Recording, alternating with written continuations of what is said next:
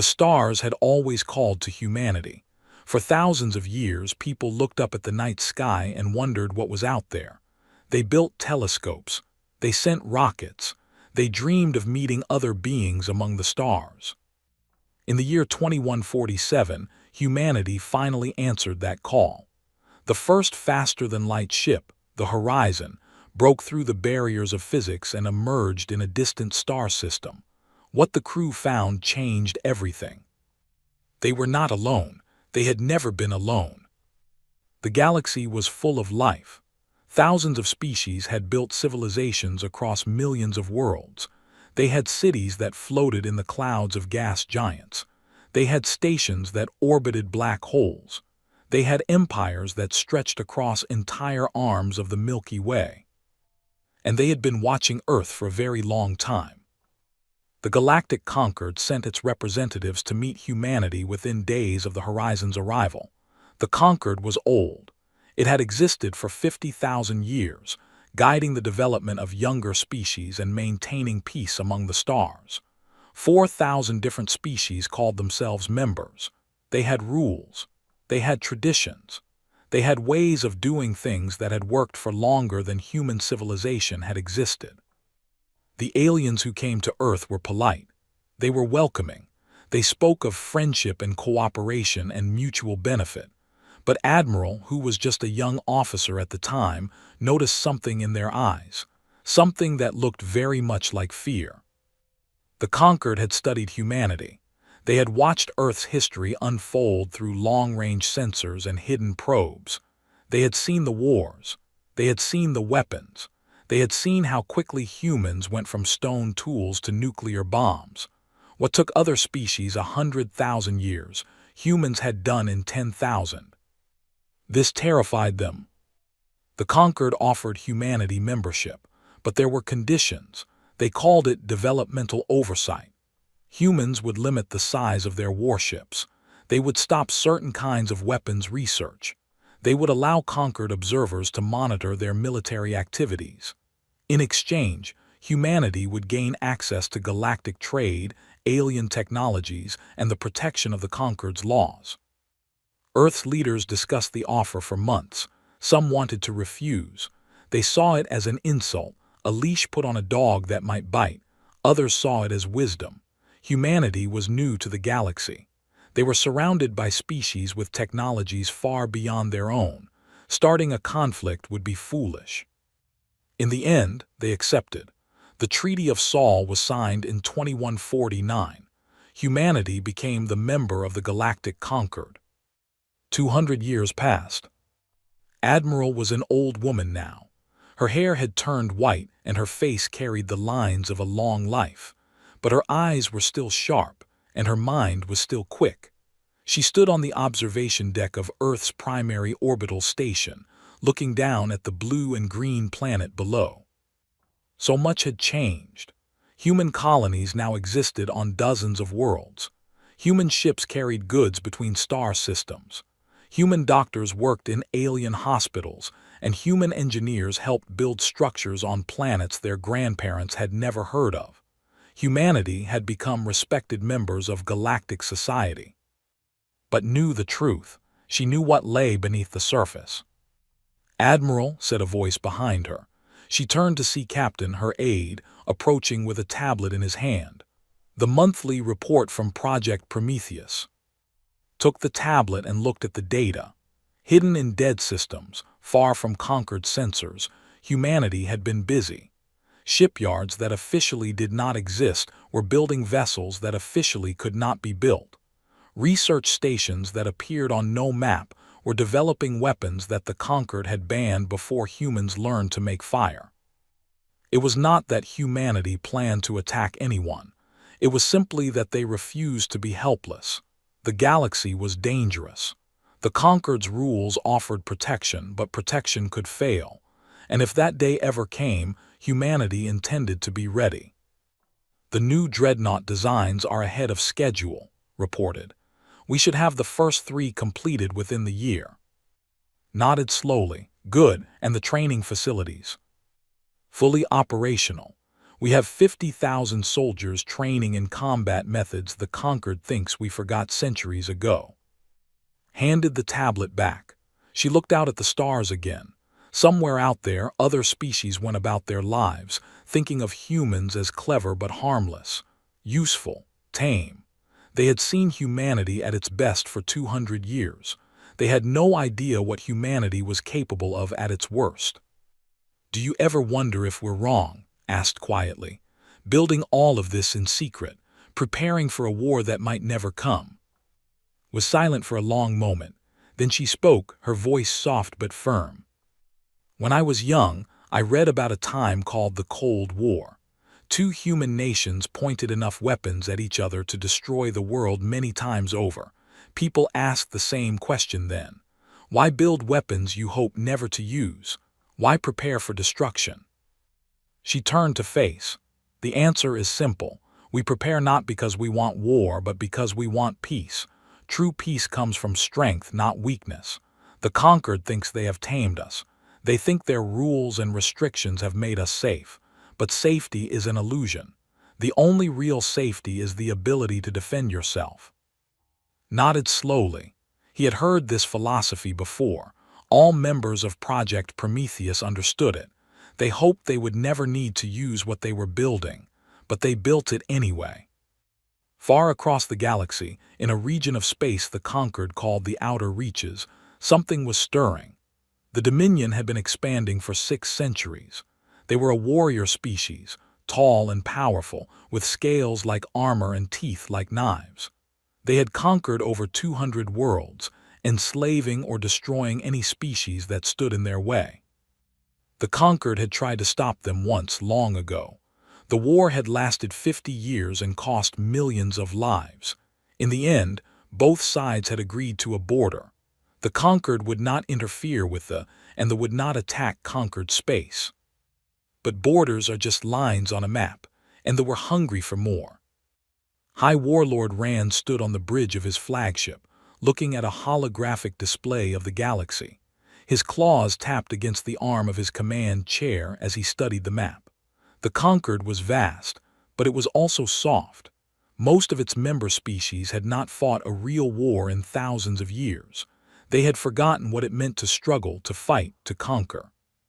"Tell me about the humans," Rand said to his intelligence officer. The officer pulled up data on the display. Images of human worlds appeared, ships, soldiers, cities. "They are a young species, my lord, members of the conquered for only 200 of their years. They have shown themselves to be clever and adaptable, good traders, skilled engineers. Their military is small and restricted by conquered treaties." Rand studied the images and their history before they joined the conquered. The officer hesitated. "Violent, my lord, very violent. They fought many wars among themselves, but that was long ago. The conquered has domesticated them." Rand made a sound that might have been a laugh. "Domesticated? Yes, that is what the conquered does. They take species with fire in their blood and teach them to be peaceful. They think this makes the galaxy safer, but it only makes it weaker." He pointed to a world on the edge of conquered space, a human colony called 4. It was an agricultural world far from Earth, with a population of 8 million. "This world," Rand said, "it is close to our border. It would make a good test." The officer looked uncertain. "My lord, attacking a conquered world would break the treaty. The conquered might respond." Rand turned to face his officer. His eyes were cold and hard. "The conquered will talk. They will send diplomats and make speeches. By the time they decide to act, we will have already won. That is the weakness of democracy. That is the weakness of peace." He turned back to the display. "Prepare the fleet. We move within the month." On Earth, life continued as normal. People went to work. Children went to school. Ships came and went from the orbital stations. Most humans had never heard of the Dominion. It was far away, and the conquered's borders had held for centuries. But some people were watching. Some people always watched. In a secure facility beneath the mountains of what was once called Switzerland, A group of analysts monitored thousands of data streams from across the galaxy. They tracked ship movements. They listened to communications. They looked for patterns that others might miss. Lieutenant Sarah was one of these analysts. She was young, barely 30, but she had a gift for seeing connections that others overlooked. She had been watching them for months. Something about their behavior worried her. "Admiral," she said into her communicator, "I think you need to see this." An hour later, Admiral stood beside, looking at the data she had compiled. Ship movements near the border, supply convoys heading to staging areas, increased communications between military commanders. "They're preparing for something," said. "The patterns match pre-invasion movements we've seen in historical records." "Study the data carefully. Do we know the target?"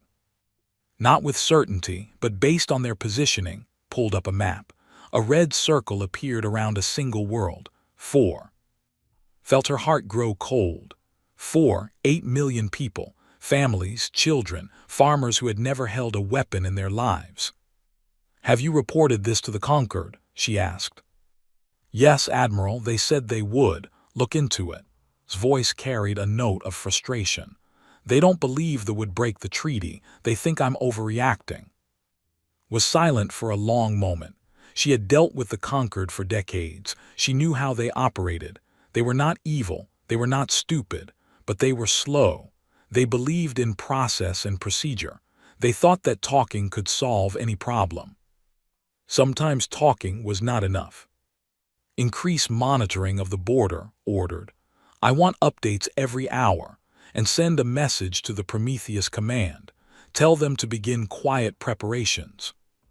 Looked at her with wide eyes. "Admiral, are we?" "We are preparing for the worst," said quietly. "I hope I am wrong. I hope the Conquered is right and the will not attack, but if they do, we will not be caught helpless." She walked toward the door, then stopped and looked back at. "You did good work, Lieutenant. Keep watching, and pray that what you're seeing is not what you think it is." Across the galaxy, on 4, life was peaceful. The colony had been established 150 years ago. It was a farming world, covered in vast fields of crops that helped feed dozens of other human colonies. The people there lived simple lives. They worked the land during the day and watched the stars at night. Maria Santos was a third-generation colonist. Her grandmother had been among the first settlers. Maria worked as a teacher in the colony's main city, educating children about Earth's history and humanity's place in the galaxy. She loved her world. She loved the open spaces and the clean air and the sense of community that came from building something together. She had no idea that her world had been marked for death. On the last day of peace, Maria stood in her classroom and talked to her students about the galactic Concord. She told them about the different species humanity had met. She showed them pictures of alien worlds and alien cities. The children asked questions, curious and excited about the universe beyond their sky. "Teacher," one boy asked, "are there bad aliens? Aliens who want to hurt us?" Maria smiled gently. "The galaxy is very big and there are many different kinds of beings. Some are friendly and some are not. But that's why we have the Conquered. They help keep everyone safe." The boy seemed satisfied with this answer. Maria moved on to the next topic. She did not know that in the dark spaces between stars, a fleet of warships was already moving toward her world. On Earth, Admiral received the final confirmation. The fleet had crossed the border. They were heading directly for 4.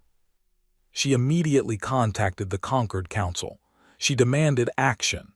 She pleaded for them to send ships to warn the colony to do something. The council promised to discuss the matter. Ended the communication and sat in silence. She thought about the 8 million people on 4. She thought about the children in the schools and the farmers in the fields. She thought about what was coming for them. And she thought about the ships hidden in dead systems, the weapons that waited in secret, the soldiers who trained for wars the Conquered thought impossible. She had spent her entire career building something she hoped would never be used. Now she wondered if that hope had been foolish all along. Her communicator buzzed. It was a message from Project Prometheus Command, a single question. "What are your orders?" Looked out her window at the stars. Somewhere out there, the fleet was closing in on innocent people. Somewhere out there, diplomats were still talking while lives hung in the balance. She typed her response slowly, carefully. "Wait, watch, be ready." It was not the order she wanted to give, but it was the only order she could give. Not yet. Not until the galaxy understood what was at stake. Not until everyone saw what the Concord's peace really meant. The waiting was the hardest part. In the halls of the Concord's great assembly, representatives from thousands of species debated the movement. Some called it a training exercise. Some called it a mistake. Some suggested sending a diplomatic mission to clarify intentions. Hien, a being who had led the Concord for 3 centuries, listened to the debates with patience. He was old and wise and had seen many crises come and go. The galaxy was vast, and conflicts arose constantly. The key was to remain calm, to talk, to find solutions that satisfied everyone. "We should not overreact," he said to the assembly. "They have maintained the treaty for 600 years. One fleet movement does not mean war. Let us send envoys. Let us discuss. Let us find peace." The assembly murmured in agreement. This was the Concord way. This had always been the Concord way. Far away, the fleet entered the system. They did not send envoys. They did not discuss. They did not look for peace. They simply opened fire. Maria Santos was walking home from school when the sky turned to fire. She looked up and saw streaks of light falling from the heavens. At first, she thought they were meteors. Then she saw the city center explode. She never saw what killed her. None of them did. The bombardment was efficient and thorough. Within 72 hours, every city on 4 was ash. Every farm was burning. Every man, woman, and child was dead. 8 million people, gone in 3 days. When the news reached Earth, Admiral sat alone in her office. She did not cry. She did not scream. She simply sat and stared at the report, reading the numbers over and over again. 8 million dead, 8 million. And the Concord had done nothing. Her communicator buzzed. It was a message from the United Earth Council. They wanted to meet. They wanted to discuss the response. Stood slowly. She straightened her uniform. She looked at herself in the mirror and saw an old woman who had spent her life preparing for something terrible. That something had finally arrived. She walked to the door and paused. She thought about the choice that lay ahead. The choice between restraint and rage. The choice between what humanity had shown the galaxy and what humanity truly was. For 200 years, they had worn a mask. They had played the role of peaceful traders and gentle engineers. They had convinced the galaxy that they were tame. That mask was about to come off. And the galaxy would finally see what was underneath. The news spread across human space like wildfire. Within hours, every human colony knew what had happened at 4. 8 million dead, an entire world destroyed, children burned in their schools, families turned to ash in their homes. The oldest human settlement outside the Sol system, wiped from existence in 3 days. On Earth, people gathered in the streets. They watched the news on massive screens in city squares. They saw the images of the burning world. They saw the ships in orbit, firing again and again until nothing remained but glass and stone. No one spoke. The silence was worse than screaming.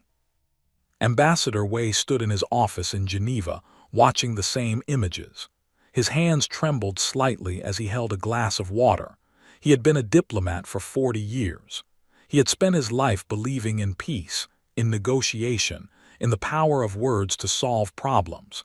Now he looked at the ashes of 8 million people and felt something break inside him. His assistant entered quietly. "Ambassador, the Concord Council has requested your presence. They want to discuss the incident." Wei set down his glass. His hands had stopped trembling. The incident, he repeated. His voice was flat. They call the murder of 8 million people an incident. Sir, the council. Tell them I will be there. Wei turned to face his assistant. His eyes were different now, harder, colder. And tell them to prepare for a discussion they will never forget. The Concord Assembly Hall was the largest structure in the galaxy. Built on a station that orbited a neutral star, it could hold representatives from all 4,000 member species. Today, it was packed. News of the 4 attack had spread through the galaxy. Everyone wanted to see how the Concord would respond. Hyan opened the session with words of sympathy. "We grieve with our human friends," he said, his translated voice echoing through the hall. "This unprovoked attack is a tragedy that affects us all. The Concord condemns this action in the strongest possible terms." Wei listened to these words. He listened to the other representatives offer their condolences. He listened to proposals for diplomatic missions and peace talks and economic sanctions. He listened for 2 hours, and with each passing minute, his heart grew colder. Finally, it was his turn to speak. Wei walked to the central platform. He stood alone under the light, facing thousands of alien faces. He thought about Maria Santos, the teacher who had died in her classroom. He thought about the children who had asked about bad aliens. He thought about all the people who had trusted the Concord to keep them safe. "Thank you for your kind words," Wei began. His voice was calm, too calm. "Thank you for your sympathy. Thank you for your condemnation. Thank you for your proposals and your plans and your discussions." He paused and looked around the hall. "Now let me tell you what your kind words are worth. Nothing. Less than nothing. Your sympathy will not bring back the dead. Your condemnation will not stop your proposals are just noise, sounds that make you feel better while innocent people burn." The hall fell silent.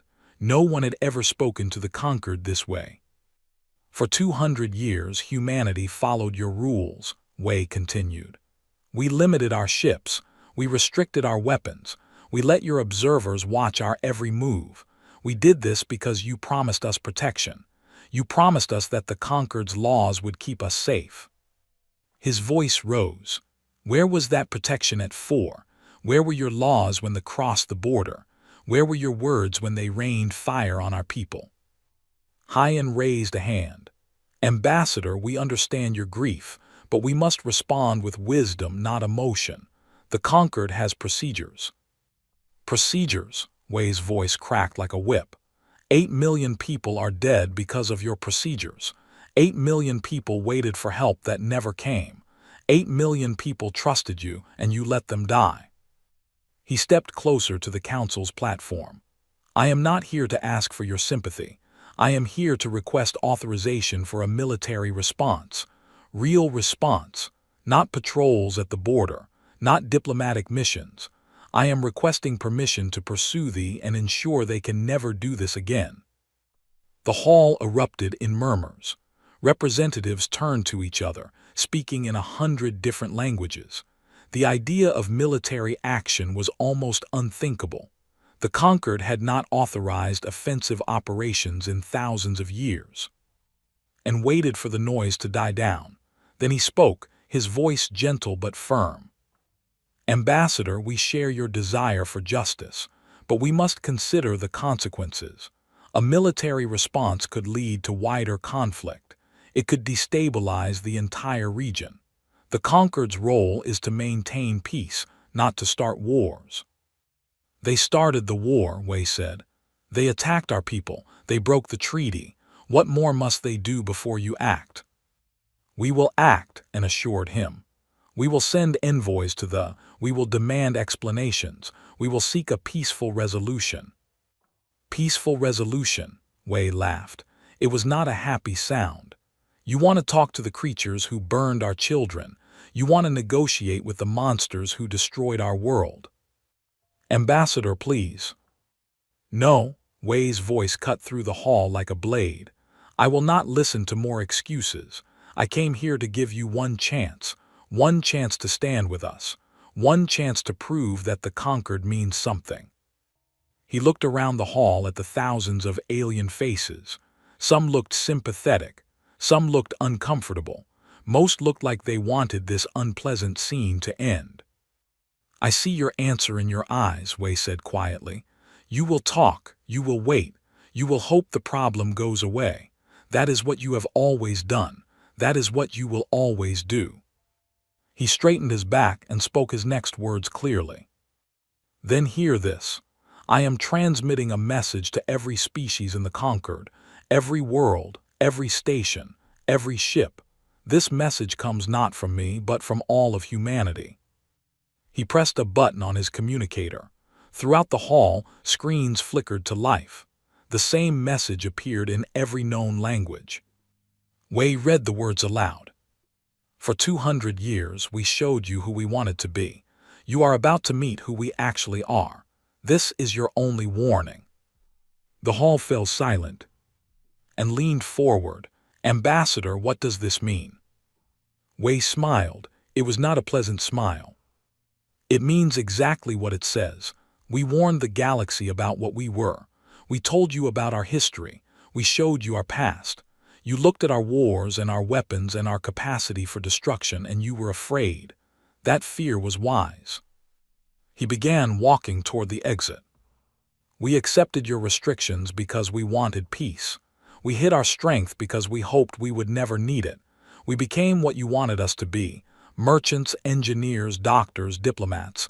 Useful, harmless, tame." He reached the door and turned back. "You took that for weakness. You thought you had changed us. You thought the wolf had become a dog." His eyes swept across the assembly. "You were wrong. The wolf was just waiting, and now you have given us a reason to stop waiting." "Ambassador," and called out, "what are you planning? What will humanity do?" Wei paused. For a moment, something like sadness crossed his face. "I told you, this is your only warning. What happens next, you brought upon yourselves." He walked out. The doors closed behind him. The hall remained silent for a long, long time. On Earth, Wei met with the United Earth Council in a secure bunker beneath the old city of Beijing. The room was small and plain. No windows, no decorations, just a table and chairs and the most powerful humans alive. President sat at the head of the table. She was a small woman with hair and steel in her eyes. She had led humanity through 10 years of peace. Now she faced the possibility of war. "Report," she said simply. Admiral stood and activated a holographic display. Images of the fleet appeared. Data on their weapons and defenses scrolled across the screen. They have 27 dreadnoughts, over 200 cruisers, and countless smaller vessels. Their technology is roughly equivalent to standard Conquered levels. Their soldiers are physically powerful but not particularly creative. "And our forces?" asked.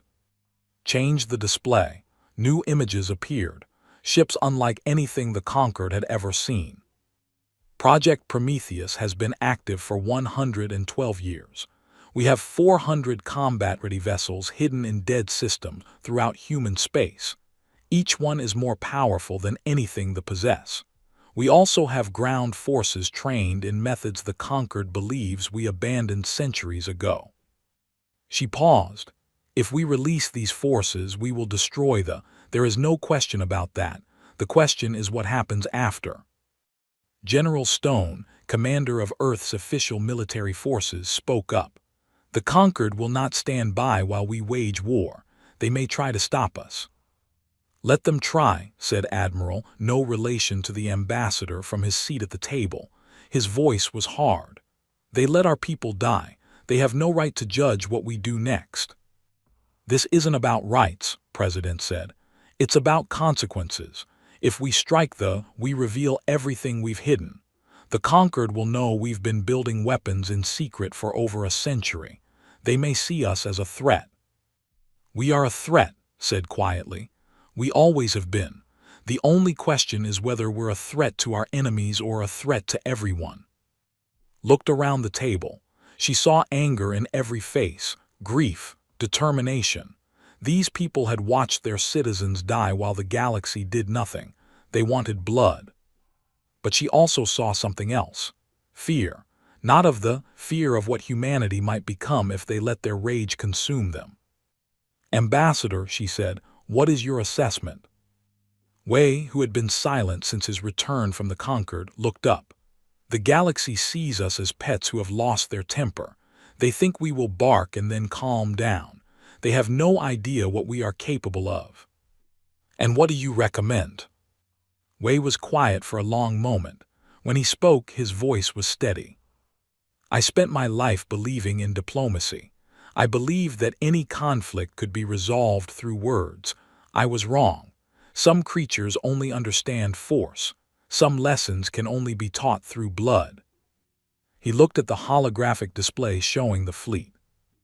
"I recommend we show the galaxy what happens when humanity stops being polite." The vote was unanimous. President stood and addressed the room. "Then it is decided. Project Prometheus is activated. Admiral, you have operational command. Your mission is simple. Make sure no one ever thinks about attacking a human colony again." Saluted, "Understood, Madam President," and the Concord. His expression hardened.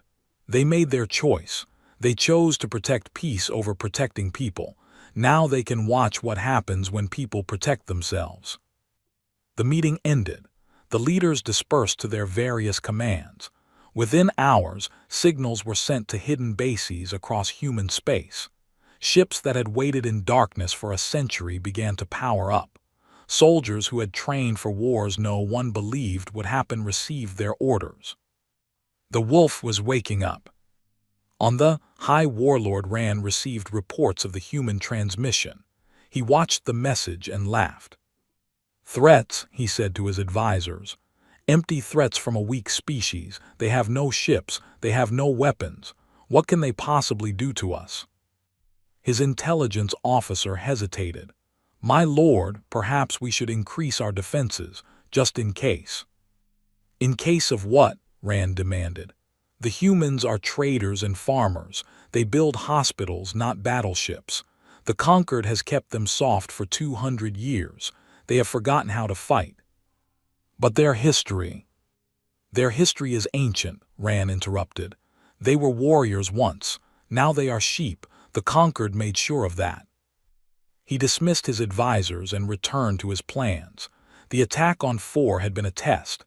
It had proven that the Conquered was too slow to respond and the humans were too weak to resist. The next attack would be bigger, then bigger still. Soon, the entire outer reaches would belong to the...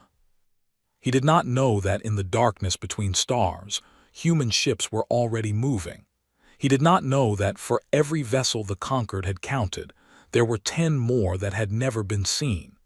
He did not know that the sheep he had attacked were actually wolves in disguise. He would learn. Soon, the entire galaxy would learn. At the Conquered assembly, High reviewed the human transmission again. Something about it troubled him. The words were simple, but there was something underneath them, something dangerous. "What do we know about human history?" he asked his aides. "Their real history before the Conquered." One of his aides, a young member of the species, pulled up data files.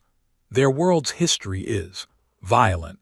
They fought many wars among themselves. They developed weapons capable of destroying their entire planet. They came very close to self-extinction multiple times. And after they joined the Conquered, they have been peaceful, model citizens. They accepted all our restrictions without complaint." And studied the data. Something still bothered him. A species that violent did not simply become peaceful overnight. A predator did not turn into prey because someone asked nicely. "Have there been any reports of unusual human activity, hidden facilities, secret projects?"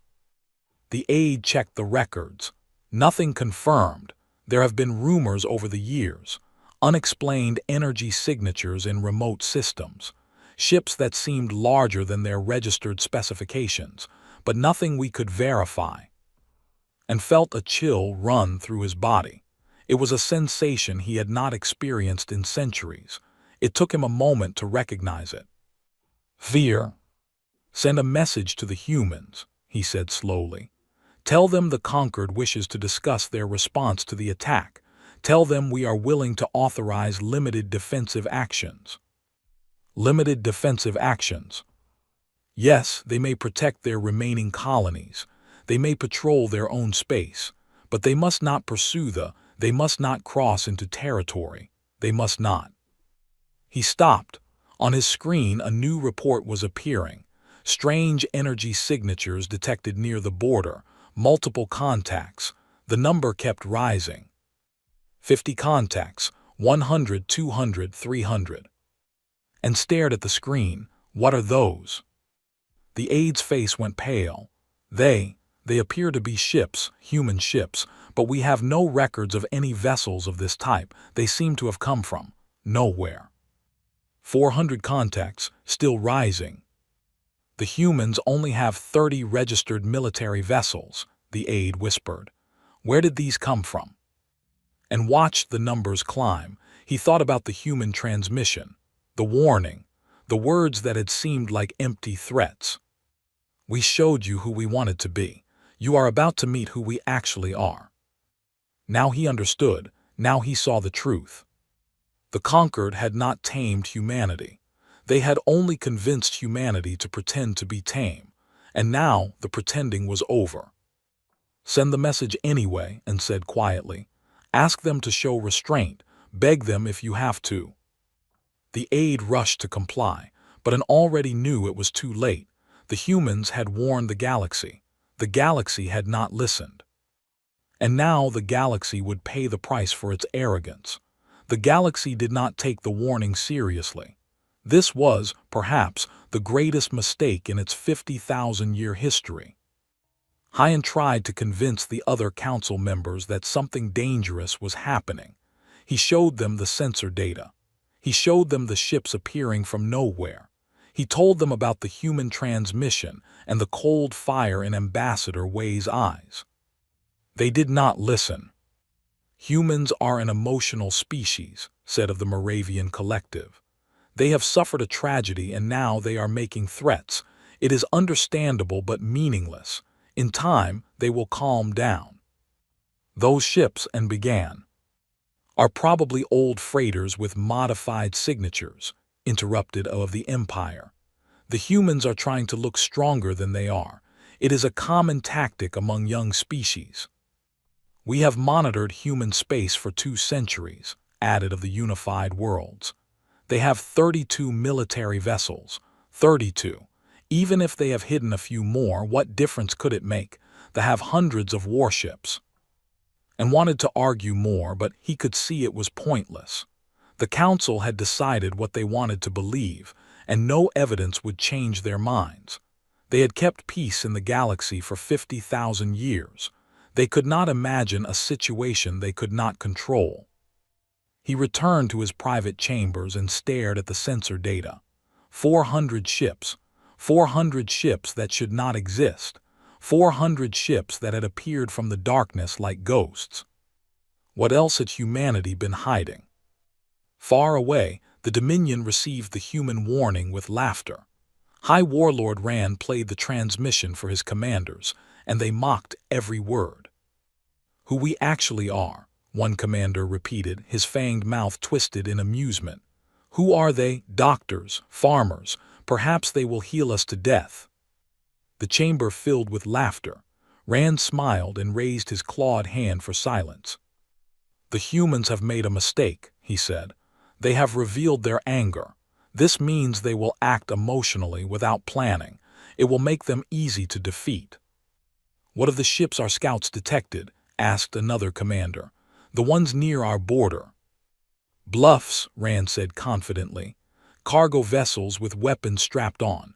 The humans have no real military. The conquered made sure of that. He turned to the holographic display showing the galaxy. We will not wait for them to act. We will strike first. Target their nearest colonies. Destroy 3 or 4 more worlds. Show them and the galaxy that they cannot be threatened. And if the conquered objects, the conquered will do what they always do. Talk, debate, pass resolutions. By the time they decide to act, human space will be ours. Rand's eyes gleamed with hunger. Prepare the fleet. We attack in 3 days. The orders went out. Ships began moving toward the border. The greatest war machine in the outer reaches was mobilizing for what they believed would be an easy victory. They could not have been more wrong. In human space, Admiral stood on the bridge of the UES Prometheus. The ship was enormous, larger than anything the Conquered had ever seen a human build. It bristled with weapons that the galaxy believed impossible, and it was just one of 400. "Status report," she ordered. Captain consulted his displays. "All ships report ready, Admiral. Fleet is in position. The don't know we're here." Nodded slowly. She looked at the tactical display showing the enemy fleet's position. They were moving toward human space, confident in their superiority. They had no idea what was waiting for them. "Any word from the Conquered?" she asked. Hyan sent a message requesting that we show restraint. He also asked where our ships came from, allowed himself a small smile. I don't think he expected an answer. "He won't get one, not yet," studied the display. "What about Earth? Any new orders from the Council?" "Just one, Admiral." Handed her a tablet with a message from President. Read the message. It was short, just 2 words. "No mercy." She handed the tablet back. Her face showed no emotion, but inside she felt something stirring, something old and dark and powerful, something humans had tried to bury for centuries. War had been part of humanity since the beginning. They had fought each other over land and resources and beliefs. They had invented weapons of terrible destruction. They had killed billions of their own kind in conflicts that served no purpose except pride. When they joined the Conquered, humans thought they had left that part of themselves behind. They thought they had evolved beyond the need for violence. They were wrong. The violence had not disappeared. It had just been waiting for a reason to emerge. Now it had that reason, 8 million reasons to be exact. "Signal the fleet," said. "Prepare to engage." Across human space, something else was happening, something the Conquered had not anticipated. In the colony cities and orbital stations, humans were changing. They stopped going to work. They gathered in public spaces and watched the news together. They talked about the dead, about what it meant to be human. Old books were being read again. Old films were being watched. Stories of human history that had been almost forgotten were being shared from parent to child. The stories of Thermopylae and Stalingrad, the stories of Normandy, and the stories of ordinary people who became warriors when their homes were threatened. His grandmother had fought in the last war on Earth 200 years ago. She had told him stories when he was a child, stories about sacrifice and courage and the terrible beauty of battle. He had thought they were just history, just tales from a time that would never return. Now he understood. Those stories were not history, they were prophecy. Ambassador Os of the requested an emergency meeting with Hyan. They were one of the oldest species in the Conquered. They had been studying life in the galaxy for over 1 million years, and unlike most other species, they had not forgotten what humans really were. Os was old, even by standards. Her bioluminescent skin flickered with patterns of anxiety and concern as she entered his chamber. She said without greeting, "We need to talk about the humans," and gestured for her to sit. "I have tried to warn the council. They will not listen." "Because they do not understand." Os activated a portable display. Ancient images appeared. "These are from our archives, records we kept when humans first emerged into the galaxy." The images showed Earth, but not the peaceful blue world that it knew. This Earth was with the marks of war, cities in ruins, mushroom clouds rising over dead landscapes, armies of millions facing each other across blasted plains. "This is what they were," Os said. "This is what they showed us when we first met them." "I know their history was violent." "You do not know," Os interrupted. You cannot know. No species in the conquered has a history like this. Humans nearly destroyed themselves not once, not twice, but 17 times. 17 times they came to the edge of extinction through their own wars, and each time they pulled back at the last moment. She changed the images. Now they showed weapons. Strange, terrible weapons that made blood run cold. This is a nuclear weapon. Humans invented it 300 years before they achieved spaceflight. A single one of these can destroy a city of millions. At their peak, humans had enough nuclear weapons to destroy their entire planet several hundred times over. And stared at the images. Why would they build such things? Because they could, because they were afraid of each other, because destruction is easy for them, as easy as breathing. As's skin flickered with patterns of deep worry. But that is not the worst part. The worst part is that they kept these weapons for over 400 years. They lived with the knowledge that they could end their own existence at any moment, and they did not use them. That sounds like wisdom, and said. It is not wisdom. It is something far more dangerous. It is control. As leaned forward. Do you understand what I am saying? Humans are capable of the most terrible violence in the galaxy. They have proven this again and again throughout their history. But they have also proven that they can hold that violence in check. They can build weapons of apocalypse and choose not to use them. They can feel rage beyond anything we can imagine and still act with calculation. She pointed at the images from human history. This is what the conquered saw when humans emerged. This is why we were afraid. This is why we demanded restrictions. We hoped that if we kept them peaceful for long enough, they would forget how to be dangerous. And now, As's skin went dark. Now we have made them angry, and they have not forgotten anything. On the border, the first battle began. A scout squadron encountered human ships near the Velar system. The commander expected easy prey. Human vessels were small and weak, according to all the intelligence reports. He ordered his ships to attack.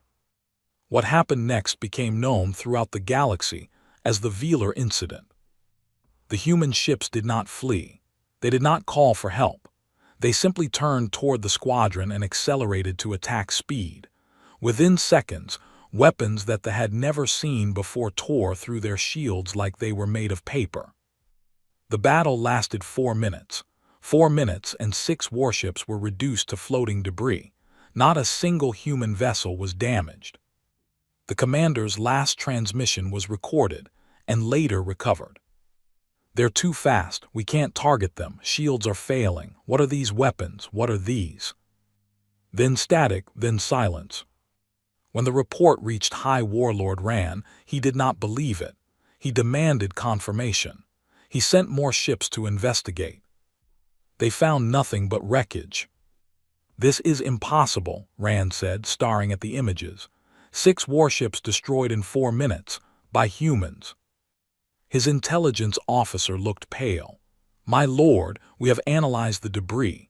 The weapons used were, beyond anything we have seen, plasma-based but far more powerful than standard conquered technology, and the speed of the human vessels exceeded our best interceptors by a factor of 3. That cannot be. The conquered limits human technology. They have observers, they have inspections. The conquered only sees what the humans want them to see. The officer hesitated. My lord, I think we may have made a mistake. Rand whirled on him, fury in his eyes, but before he could speak, another report came in. Another squadron had been destroyed, and another, and another. The human fleet was not waiting to be attacked. It was hunting.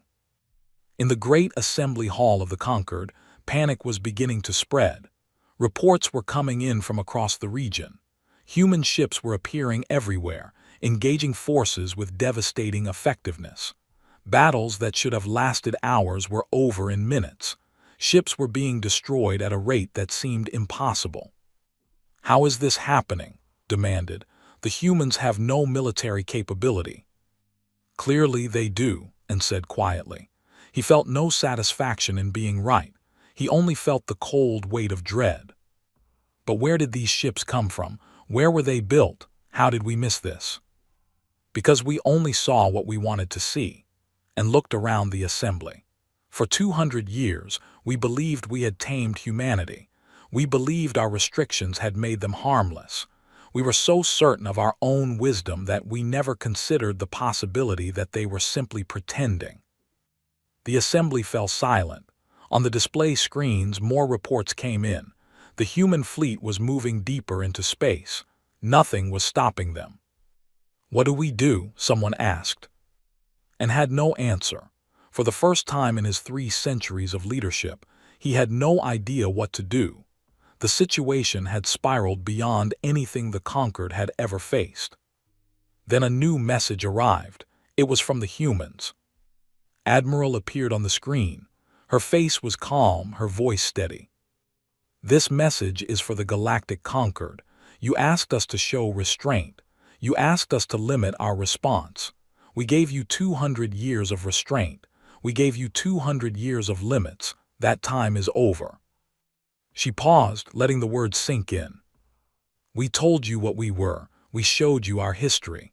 We warned you what would happen if you pushed us too far. You did not listen. You thought we had become soft. You thought we had forgotten who we are." Her expression hardened. "We remember. We have always remembered. And now you will see what humanity looks like when the leash comes off." The transmission ended. The assembly sat in stunned silence. Far away, the human fleet continued its advance. Behind them, ships burned and drifted and died. Ahead of them, an entire empire waited to learn the true cost of attacking humanity. The warning had been given. The warning had been ignored. Now came the reckoning. Admiral stood on the bridge of the UES Prometheus and watched the stars burn. The holographic display before her showed the first major engagement of what the humans were calling the Reckoning War.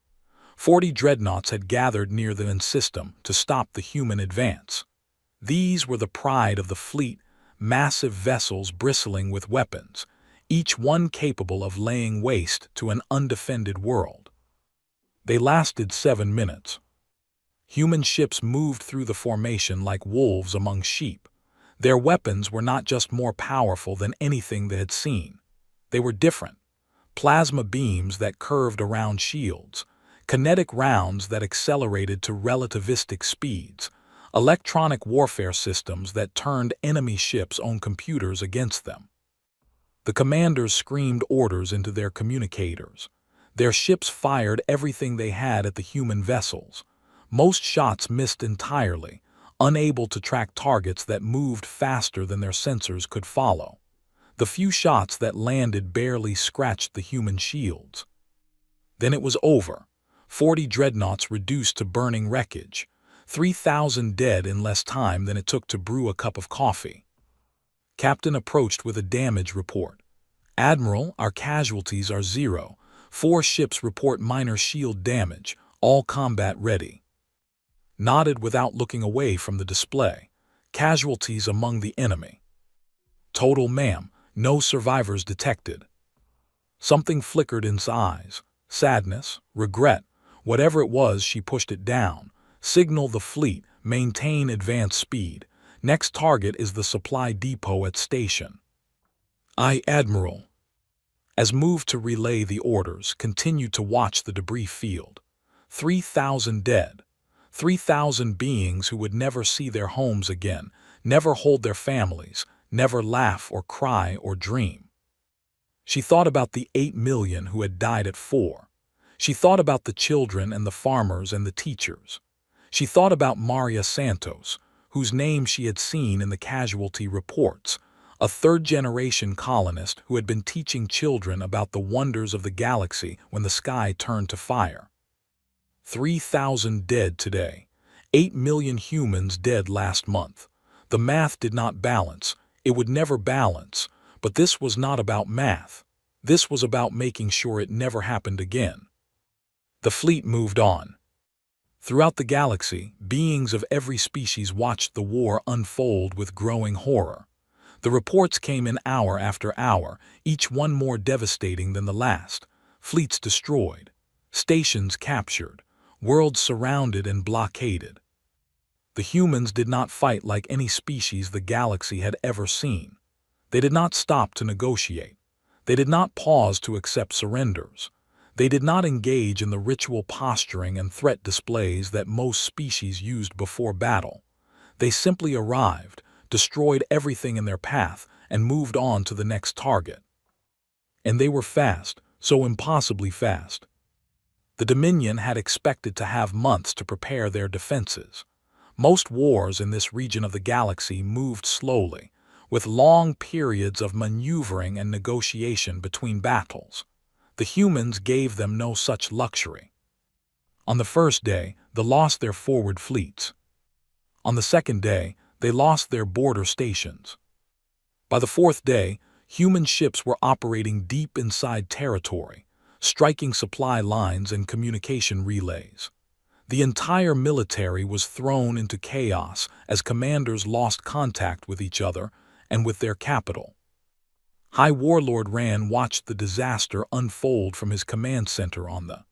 His scales had gone pale with stress, and his claws left deep gouges in the arm of his chair. "How is this possible?" he demanded for the 100th time. "How are they doing this?" His advisors had no answers. Everything they thought they knew about humans was wrong. The peaceful traders and gentle engineers had become something else entirely, something terrifying. "They're not fighting like conquered species," said his senior tactician. "They're not even fighting like us. Their doctrine is completely different. They don't seek to defeat our forces. They seek to destroy them, utterly and completely." "What kind of species thinks like this?" "Their kind."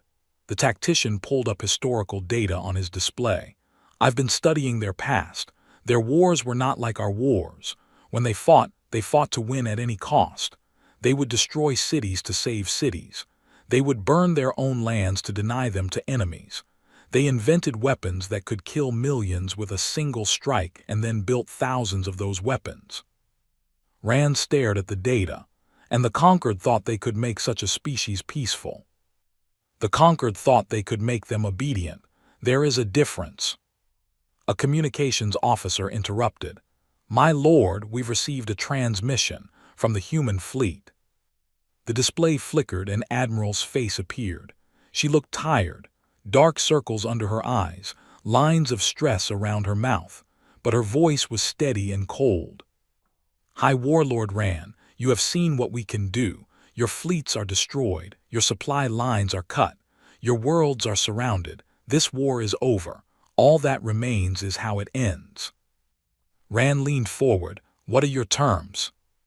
"Unconditional surrender, immediate cessation of all military activity, disbandment of your fleet, war crimes trials for those responsible for the attack on 4. Paused. "And a formal apology to the families of the 8 million people your forces murdered." "And if I refuse?" His expression did not change. "Then we continue. We take your worlds one by one. We destroy your military completely. And when we reach we show you what humans do to those who harm our people." Rand felt his heart racing. He thought about the reports from his commanders, the desperate calls for help that went unanswered, the ships that vanished from his displays one by one, the growing darkness as system after system went silent. "You would commit genocide?" he asked. "You would destroy an entire species?" "We would do what is necessary." His voice held no anger, no hatred, just cold certainty. "You killed 8 million of our people. You burned our children in their schools. You showed us no mercy. Why should we show you any?" The transmission ended. Rand sat in silence, surrounded by advisors who had no advice left to give. On the 7th day, the human fleet reached the core systems. 12 major worlds, the heart of the Dominion, found themselves surrounded by ships that had crossed 1,000 light years in less than a week. The conquered assembly watched in horror. This was beyond anything they had imagined. A species they had considered controlled, managed, tamed was carving through one of the galaxy's most powerful empires like a knife through water. Hyan sent message after message to the human command. He pleaded with them to slow down, to accept negotiations, to give diplomacy a chance. Admiral responded to only one of these messages. You had 200 years to earn our trust. You had one chance to stand with us when we needed you. You chose to debate while our people died. Now you can watch while we solve the problem ourselves. The conquered's military commanders met in emergency session. Some argued that they should intervene to stop the humans. Others pointed out that they had no ships that could match the human fleet. A few suggested trying to negotiate a peace between humans and... With respect, said Ambassador Osov, who had been invited to provide historical context, you do not understand what you are dealing with. The humans are not acting out of rage. They are acting out of calculation. Every move they make is designed to achieve a specific result. And what result is that? Asked one of the commanders. They want to make sure this never happens again. They want every species in the galaxy to know what happens to those who attack humanity. They are not just fighting a war. They are sending a message.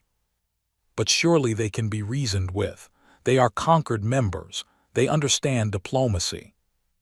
Os made a sound that might have been a laugh. They have been reasoning with you for 200 years. They accepted your restrictions. They followed your rules. They played by your system. And when they needed that system to protect them, it failed. Why would they trust it now? The commanders had no answer. On the 9th day, the first world surrendered, then another, then 3 more. The Dominion was falling apart as its leaders realized they could not win. High Warlord Rand made one final attempt to salvage the situation. He sent a personal message to Admiral, offering to surrender himself in exchange for the safety of his people. His response surprised the entire galaxy. Your offer is noted, but we do not want martyrs, we want justice. She outlined the terms again: unconditional surrender, war crimes trials, reparations, but also something unexpected: humanitarian aid. Human medical ships would help treat wounded soldiers. Human engineers would help rebuild damaged infrastructure. Human counselors would help civilians cope with the trauma of war. We are not here to destroy your species, said. We are here to destroy your ability to threaten us. Once that is done, we will help you rebuild, not because you deserve it, but because we are better than you. The galaxy watched this message in stunned silence.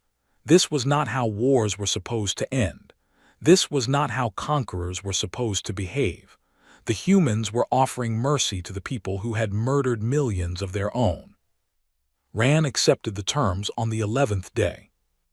On the 19th day since the human fleet had first emerged from the darkness, Admiral stood on the steps of the Imperial Palace.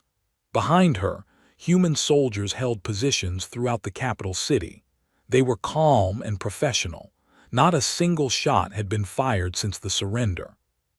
Rand approached, flanked by the few surviving members of his council. He had never felt so small. This human woman was half his size, but she seemed to fill the entire square with her presence. High Warlord said, "You are surrendering your forces unconditionally." "I am." "You accept responsibility for the attack on 4. Rand hesitated. His pride screamed at him to resist, to fight, to die with dignity. But he had seen what the humans could do. He had watched his entire empire crumble in less than 3 weeks. There was no dignity in fighting an enemy you could not possibly defeat. "I accept responsibility." Studied him for a long moment, then she nodded. "Your war crimes trial will be fair. Your people will not be harmed if they cooperate. We are not here to destroy the... We are here to ensure that no ever threatens humanity again." She turned to address the watching galaxy. Cameras from 100 species broadcast her words across millions of worlds. "Let this be a lesson. Humanity did not want this war. We spent 200 years proving that we could be peaceful. We built hospitals. We saved lives. We helped those in need. We showed the galaxy who we wanted to be." Her voice hardened. But we never forgot who we actually are. We are the species that survived 17 extinction events caused by our own wars. We are the species that lived for 4 centuries with weapons capable of destroying our entire planet. We are the species that can feel rage beyond anything you can imagine and still choose restraint. She looked directly into the cameras. They chose to attack us. They chose to murder 8 million innocent people. They thought we were weak because we had chosen peace. They were wrong. We chose peace because we knew what we were capable of if we chose war. She gestured at the conquered capital around her. Now you all know, remember this. Remember what happens when you push humanity too far. We gave the galaxy a warning. The galaxy did not listen. This is what not listening costs. The transmission ended. Across the galaxy, billions of beings sat in silence, trying to understand what they had just witnessed. Humanity was not what they had thought. Humanity had never been what they thought. The peaceful traders and gentle engineers were still there, but underneath something else lurked, something ancient and powerful and terrible. The wolf had shown its teeth, and the galaxy would never see humanity the same way again. The conquered assembly had never been so full. Representatives from all 4,000 member species had come, many traveling for weeks to reach the neutral station. Every seat was taken. Every corridor was packed. The galaxy wanted to see what would happen next. Ambassador Wei walked through the great doors and felt thousands of eyes turned toward him. Some of those eyes held fear. Some held anger. A few held something that might have been respect. He ignored them all and walked to the central platform. Hyan rose to greet him. The ancient leader looked tired. The past few weeks had aged him more than the previous century. Ambassador Wei, and said formally, "The conquered recognizes the representative of humanity." Wei nodded. He carried no weapons. He wore no armor. He was just a man in a simple suit, standing alone in the center of the galaxy's most powerful assembly. But everyone in the room knew what stood behind him. 400 ships, millions of soldiers, technology that could crush any force the conquered could gather. Wei began, his voice calm and clear. "We need to talk about the future." A murmur ran through the assembly. What would humanity demand? What would they take? Would they seek revenge against the conquered for failing to protect 4? Would they try to conquer the galaxy now that everyone knew their true power? For the past 19 days, humanity has been at war, Wei continued. We did not start that war. We did not want it. But when our people were murdered, when 8 million innocent lives were taken, we had no choice but to respond. He paused, letting the words settle. The Dominion has surrendered unconditionally. Their military has been disbanded. Their leaders will face trials for their crimes. The threat they pose to humanity and to the galaxy has been eliminated. "And what now?" called out. "What does humanity want from us?" Wei turned to face the Moravian representative. "A fair question. What does humanity want? Let me tell you." He activated a holographic display. Images appeared showing the secret human fleet, the hidden shipyards, the weapons that had destroyed the. For 112 years, humanity has been hiding these capabilities. We built them in secret because we knew that someday, somehow, someone would threaten our people. We did not trust the conquered to protect us, so we prepared to protect ourselves. The assembly buzzed with shocked whispers. 112 years. That meant humans had started building their hidden military less than a century after joining the conquered. They had never truly trusted the galaxy's protection. "We could use these weapons to conquer," Wei said. "We could demand tribute from every species. We could establish an empire that would make them look like children playing at war. Some in the human government have suggested exactly this." He let that statement hang in the air. "But that is not who we want to be. Conquest is easy. Destruction is easy. Any species can learn to kill. The real challenge is building something better than what came before." Wei deactivated the display of weapons and replaced it with something else. blueprints, technical specifications, medical formulas, agricultural techniques. This is what we are offering the conquered, all of it freely, without conditions. The assembly fell silent. They had expected demands. They had expected threats. They had not expected this. These are technologies humanity developed over the past 2 centuries, Wei explained. Propulsion systems that are 3 times more efficient than anything the conquered uses. Medical treatments that can cure diseases your doctors call incurable. Agricultural methods that can turn barren worlds into gardens. He gestured at the vast display of knowledge. We could have used these technologies to give ourselves an advantage. Instead, we are giving them to everyone, because we believe the galaxy will be better if everyone prospers, not just humanity. Hyan found his voice. Ambassador, this is unexpected. What do you want in return? Several things, Wei said. First, the developmental oversight program ends today. Humanity will build what we choose. We will go where we choose. We will defend ourselves as we see fit. No more restrictions. No more observers. No more pretending we are something we are not. Murmurs of concern rippled through the assembly. A humanity without restrictions was a terrifying thought. Second, Wei continued, we want a seat on the High Council, not as guests, not as junior members, as equals. Our voice will be heard on every major decision. And nodded slowly. That seems reasonable. Third, and this is the most important, we want an alliance. A real alliance, not the conquered's current system of mutual promises and slow responses.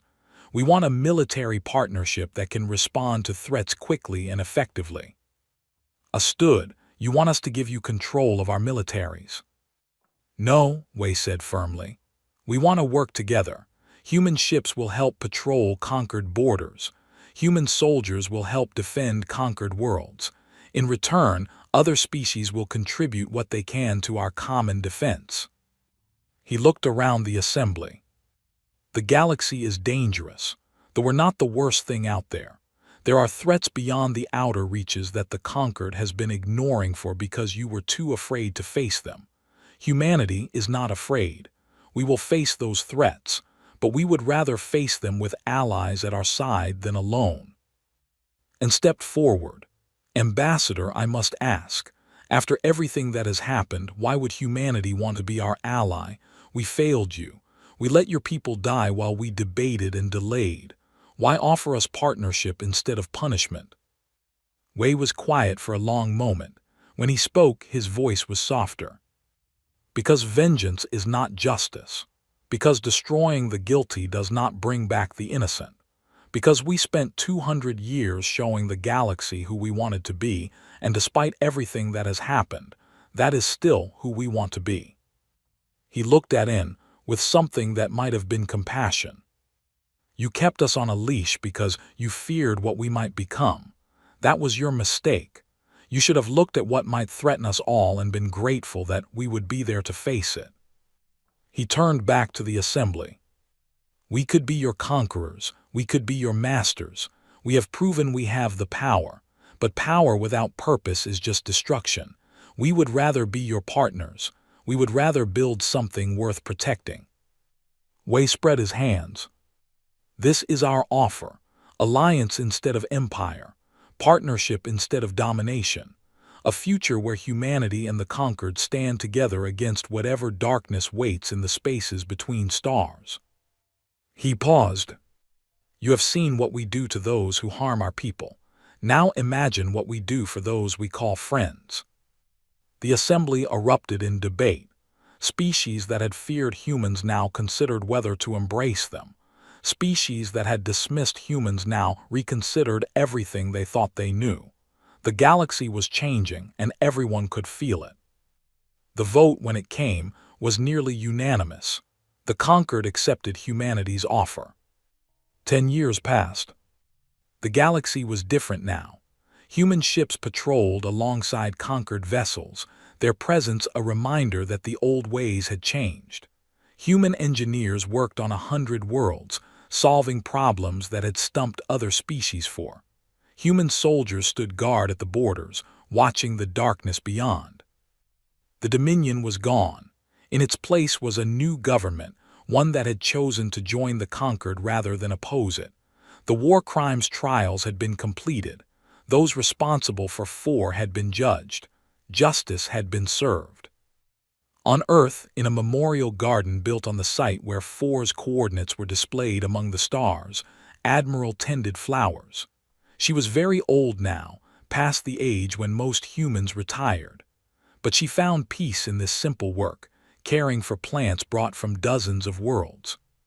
She heard footsteps approaching. She looked up to see a young in diplomatic robes walking toward her. His scales were lighter than most of his kind, and his eyes held a mixture of nervousness and determination. "Admiral," he asked quietly. "Just now," she said. "I retired 5 years ago." "I know, he paused, gathering his courage. "I wanted to meet you. I am As. My father was a soldier in the Dominion fleet." "Studied him, was." "He died in the war. His ship was destroyed on the 7th day."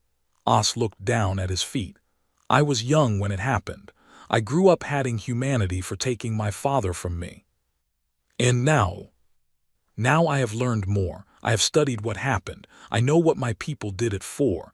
I know why humanity responded as they did." He looked up, meeting her eyes. "I still miss my father. I always will.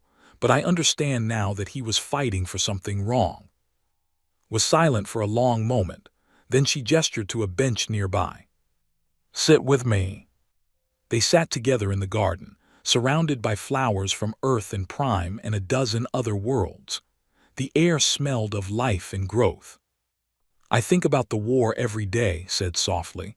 "I think about the people we killed, 3,000 in the first battle, 20,000 in the next, hundreds of thousands by the end." She looked at the young. "Your father was one of them. I gave the orders that killed him." As nodded slowly. "I know." "Does that make you angry?" "Sometimes." He considered the question. "But I also know that if my people had not attacked 4, the war would never have happened. We started it. Humanity finished it. I cannot blame you for defending your people." Nodded. "That is wise. Wiser than I was at your age." They sat in silence for a while, watching the flowers sway in the gentle breeze. "May I ask you something?" As said eventually. "Of course." "In the war, when you were winning, when you could have destroyed us completely, why did you stop? Your weapons, your soldiers, everything you had. We were helpless. Why did you offer mercy instead of extinction?" Thought about the question. She had asked herself the same thing many times over the years. "Because restraint is not weakness," she said finally. "It is the hardest kind of strength. Destruction is easy. Any species can learn to kill. The real test is knowing when to stop and choosing to build something better from the ashes." She reached out and touched a flower with delicate petals. It was a species that had nearly gone extinct during the war. Human botanists had helped restore it. "We warned the galaxy about what we could be, but we never forgot what we wanted to be. We wanted to be builders, not destroyers, healers, not killers, friends, not conquerors." She looked at As. "Your species gave us a reason to kill. We had to choose whether we would let that reason define us or whether we would define ourselves. And you chose mercy." "We chose hope," corrected. "Mercy is what you show to the defeated. Hope is what you offer to the future. We showed mercy to the because we hoped that someday we would not be enemies anymore. And here you are, 10 years later, sitting in a garden on Earth, talking with the woman who killed your father." She smiled sadly. "I am not proud of what I did in the war. I did what was necessary, but necessary is not the same as good. Every life we took was a tragedy. Every ship we destroyed was full of people who had families and dreams and hopes of their own. I carry that weight every day." She looked up at the sky, where the stars were beginning to appear. "But I am proud of what humanity did after the war. We could have become monsters. We could have let our rage consume us. Instead, we chose to be better. Not because it was easy, because it was right. Oz followed her gaze to the stars. Somewhere up there, human and ships flew together, patrolling the borders, watching for threats. "Thank you," he said quietly. "For what?" "For stopping, for giving my people a chance to be something other than what we were." He looked at her. "And for talking to me, I was not sure you would." Smiled. "I have learned that the most important conversations are often the hardest ones to have." They sat together as darkness fell and the stars came out. In the garden around them, flowers from 100 worlds bloomed together in the cool night air. Far above, a human battleship passed through the system on patrol. Its captain, a young woman named Maria Santos, named after a teacher who had died at 4, looked down at Earth and thought about the stories her grandmother used to tell. Stories about a simple farming colony where people lived in peace and watched the stars at night. 4 was gone. Nothing could bring it back, but its memory lived on, not as a wound but as a promise. A promise that humanity would protect its own. A promise that mercy and strength could exist together. A promise that the galaxy could be better than it was. The ship continued on its way, joining vessels from a dozen species in the endless patrol. Together, they watched the darkness. Together, they guarded the light. And somewhere in that vast darkness, something ancient and terrible stirred. It had watched the young species called humanity with interest. It had seen their war. It had seen their mercy. It had seen what they could do when they stopped pretending to be tame. It would wait, it was patient. But it knew, as it had always known, that eventually it would have to face these humans. And for the first time in a billion years, it wondered if it might lose. The galaxy had been warned. The galaxy had learned. And humanity had taken its place not as pets or threats, but as something the universe had not seen in a very long time. Partners, protectors, hope. This was who they had always wanted to be. And now, at last, the galaxy could see it too. The stars burned on as they always had, but their light seemed a little brighter now, knowing that humanity was watching over them. 8 million lives had been lost at 4. Their sacrifice would never be forgotten, but from their ashes something new had grown, something stronger, something better. A galaxy united, a humanity unchained, a future worth fighting for. And in the memorial garden on Earth, an old woman and a young alien sat together in peace, surrounded by flowers that should never have bloomed, on a world that should never have known such friendship. This was what restraint had earned. This was what mercy had built. This was what hope had made possible. This was humanity's gift to the galaxy. And it was only the beginning.